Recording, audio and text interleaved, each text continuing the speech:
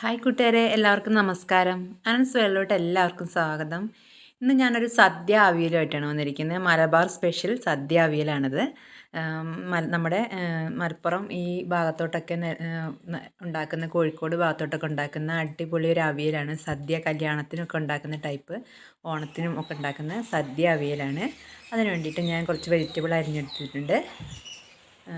ചേന, കുമ്പളം, ചേന, പയർ, പിന്നെ മുരിങ്ങക്കായ, ഏത്തക്കായ, ക്യാരറ്റ്, പച്ചമുളക് അരിഞ്ഞിട്ടില്ല, പച്ചമുളക് ചതയ്ക്കാനുള്ളതാണ്. അപ്പോൾ ഇതെല്ലാം കൂടി നമുക്കൊരു ചട്ടിയിലോട്ട് ഇട്ടിട്ട് വേവിക്കാം. മൺചട്ടിയിലാണ് ഞാൻ ഉണ്ടാക്കുന്നത്. ഉരുളി പോലെയുള്ള എന്തെങ്കിലും കട്ടിയുള്ള ഇതേപോലെ എന്തെങ്കിലും ഇതിലിട്ടിട്ട് വേണം കഷ്ണം വേവിക്കാൻ. ആദ്യം നമുക്ക് ചേനയും കുമ്പളങ്ങയും ക്യാരറ്റൊക്കെ ആദ്യം ഇട്ട് കൊടുക്കാം. അത് നല്ല വേവുള്ളതാണ്. അങ്ങനത്തെ കഷ്ണങ്ങളൊക്കെ അടിയിലിട്ട് കൊടുക്കണം. അതാകുമ്പോൾ നമുക്ക് പെട്ടെന്ന് വെന്ത് കിട്ടും. പിന്നെ കായൊക്കെ നമുക്ക് അടിയിലിട്ട് കൊടുക്കണം. പയർ, മുരിങ്ങക്കായ അങ്ങനെയുള്ളതൊക്കെ ഏറ്റവും മുകളിൽ ഇട്ട് കൊടുത്താൽ മതി. അങ്ങനെ ഇട്ട് കൊടുത്താൽ നമുക്ക് അധികം വെള്ളം ഒഴിച്ച് കൊടുക്കേണ്ട ആവശ്യം വരില്ല. അപ്പോൾ ഇതെല്ലാം ഇട്ട് കൊടുത്തിട്ട് പിന്നെ ഞാൻ കുറച്ച് മഞ്ഞൾപ്പൊടിയാണ് ഇട്ട് കൊടുക്കുന്നത്. ഒരു കഷ്ണത്തിൽ പിടിക്കാനുള്ള മഞ്ഞൾപ്പൊടി ഇട്ട് കൊടുക്കണം. 1 ടീസ്പൂൺ ഇട്ട് കൊടുത്തിട്ടുണ്ട്. പിന്നെ അതിനാവശ്യമായിട്ടുള്ള ഉപ്പും ചേർത്ത് കൊടുത്ത് പിന്നെ ഒരു 3/4 ഗ്ലാസ് വെള്ളം ഒഴിച്ച് കൊടുത്തിട്ടുണ്ട്. കുറച്ച് കഷ്ണം ഉള്ളതുകൊണ്ട് അതിനനുസരിച്ച് വെള്ളം ഒഴിച്ച് കൊടുത്താൽ മതി. നമ്മൾ അവിയൽ നീണ്ടു പോകാൻ പാടില്ലല്ലോ. പിന്നെ ഇട്ട് കൊടുത്തത് കറിവേപ്പിലയാണ്. ഇതെല്ലാം കൂടി ഇട്ട് കൊടുത്തിട്ട് നമുക്ക് ഈ കഷ്ണം ഒന്ന് വേവിച്ചെടുക്കാം. കഷ്ണം വേകുന്ന സമയം കൊണ്ട് തന്നെ നമുക്കിതിനുള്ള അരപ്പ് റെഡിയാക്കാം. അപ്പോൾ ഒരു വലിയ തേങ്ങയുടെ ഒരു 3/4 ഭാഗത്തോളം ഞാൻ എടുത്തിട്ട് ഒരു 1/4 ഭാഗം മാത്രമേ മാറ്റി വെച്ചിട്ടുള്ളൂ. അത്രയും തേങ്ങ ചിരകിയത് എടുത്തിട്ടുണ്ട്. ഒരു വലിയ കപ്പ് നിറച്ച് തേങ്ങ അത്രയുണ്ട്. പിന്നെ അതിലോട്ട് പച്ചമുളകും കറിവേപ്പിലയാണ് ഇട്ട് കൊടുക്കുന്നത്. ഉള്ളിയൊന്നും ഞങ്ങൾ ചേർക്കാറില്ല കേട്ടോ അവിയലിന്. പിന്നെ ആവശ്യത്തിന് മഞ്ഞൾപ്പൊടിയും ചേർത്ത് കൊടുത്തു. പിന്നെ ചെറിയ ജീരകം ചേർക്കും. അതൊരു നുള്ളേ ചേർക്കുള്ളൂ, അധികം ആവില്ല.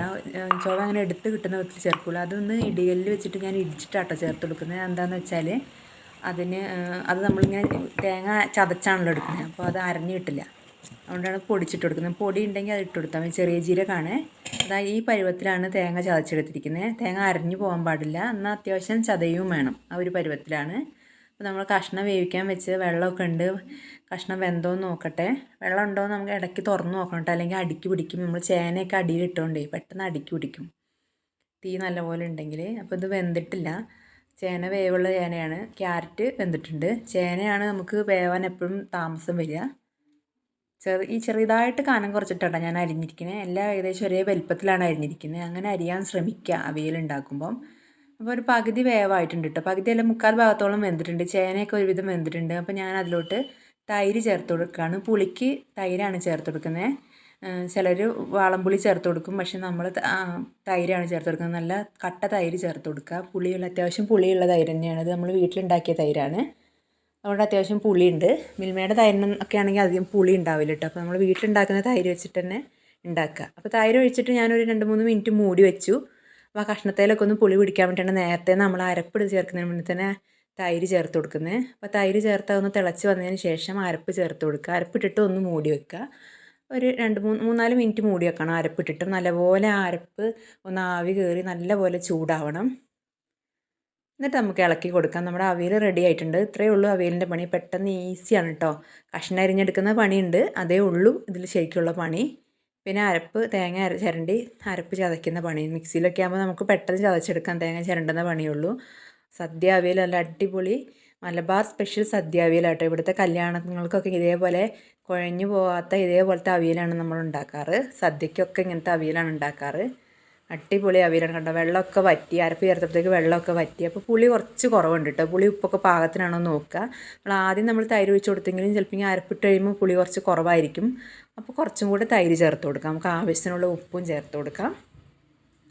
ഇനി കറിവേപ്പിലയും ചേർത്ത് കുറച്ച് വെളിച്ചെണ്ണ അത്യാവശ്യം നല്ലപോലെ ചേർത്ത് കൊടുത്തോളൂ. ഒരു 1.5 ടേബിൾ സ്പൂണോളം വെളിച്ചെണ്ണ ഞാൻ ചേർത്ത് കൊടുത്തിട്ടുണ്ട്.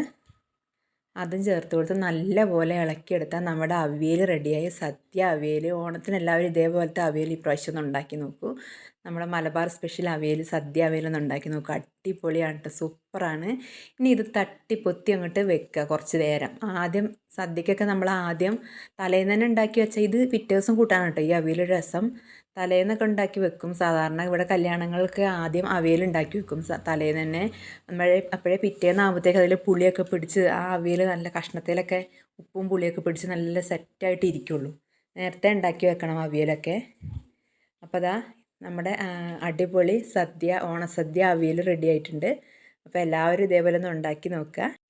ഈ അവിയലിൻ്റെ പ്രത്യേകത എന്താണെന്ന് വെച്ചാൽ ഇതങ്ങനെ കേടാവൊന്നുമില്ല. നമ്മൾ തൈര് ഒഴിച്ചുണ്ടാക്കുന്നുണ്ട്. ഇത് പിറ്റേ ദിവസമോ രണ്ട് ദിവസം കഴിഞ്ഞിട്ടും കൂട്ടാനും ഇരിക്കും. ഇരിക്കും തോറും ഇതിൻ്റെ ടേസ്റ്റ് കൂടും. ഇതാണ് ഈ അവിയലിൻ്റെ ഒരു പ്രത്യേകത. അപ്പോൾ എല്ലാവരും ഇതേപോലെ ഈ ഓണത്തിന് ഇതേപോലെ ഒന്ന് അവിയൽ ഉണ്ടാക്കി നോക്കട്ടോ. അപ്പോൾ ഞാൻ ഇതേപോലത്തെ വീഡിയോ ആയിട്ട് വീണ്ടും വരും. ഓണത്തിൻ്റെ സദ്യ വിഭവങ്ങളായിട്ട് വീണ്ടും വരുന്നുണ്ട്. അപ്പോൾ ഇനി അങ്ങോട്ട് നമ്മളിടുന്ന വീഡിയോസ് പരമാവധി സദ്യക്കുള്ള വിഭവങ്ങളൊക്കെ ആണ് ഇടുന്നത്. ഓണം വരെയുള്ള വിഭവങ്ങളിടും. ഓണത്തിന് നമ്മൾ തിരുവോണത്തിൻ്റെ വിശേഷങ്ങളും ഒക്കെ ഇടുന്നതാണ്. നമ്മൾ ഫാമിലിയിൽ എല്ലാവരും കൂടുന്ന ഓണമാണ് ഈ പ്രാവശ്യം. അപ്പോൾ നല്ല അടിപൊളി ഓണാഘോഷ പരിപാടികളൊക്കെ ഉണ്ട് നമ്മളെ ഫാമിലിയിൽ. അപ്പോൾ ഞാൻ വീഡിയോസായിട്ട് വരുന്നതായിരിക്കും. അപ്പോൾ ചാനൽ ഇതുവരെ സബ്സ്ക്രൈബ് ചെയ്യാതെ വീഡിയോ കാണുന്നവരുണ്ടെങ്കിൽ ഒന്ന് ചാനൽ സബ്സ്ക്രൈബ് ചെയ്യണം. അപ്പോൾ ഞാൻ പുതിയൊരു വീഡിയോ ആയിട്ട് വീണ്ടും വരും. Bye bye.